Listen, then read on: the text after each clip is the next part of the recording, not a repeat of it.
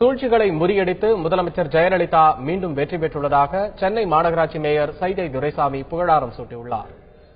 தனித்து நின்று தமிழக அரசியல் வரலாற்றில் தனித்து நின்று ஆட்சியை பிடித்த அரசியல் கட்சி என்ற ஒரு புதிய வரலாற்றினை மாண்புமிகு அம்மா அவர்கள் உருவாக்கி இருக்கிறார்கள். இதுதான் ஒரு சரித்திர சாதனை. தனித்து நின்று இந்த தேர்தல் களத்தில் இவ்வளவு சூழ்ச்சிகளும் அவதூறுகளும் பரப்பப்பட்ட நேரத்திலும் மக்களுக்கு தான் செய்த நன்மைகளால் இந்த ஆட்சியில் பெற்ற நன்மைகளை மக்கள் நினைத்து பார்த்த காரணத்தினால் மக்கள் அம்மாவை நம்புகின்றார்கள், மக்களை அம்மா நம்புகிறார்கள்.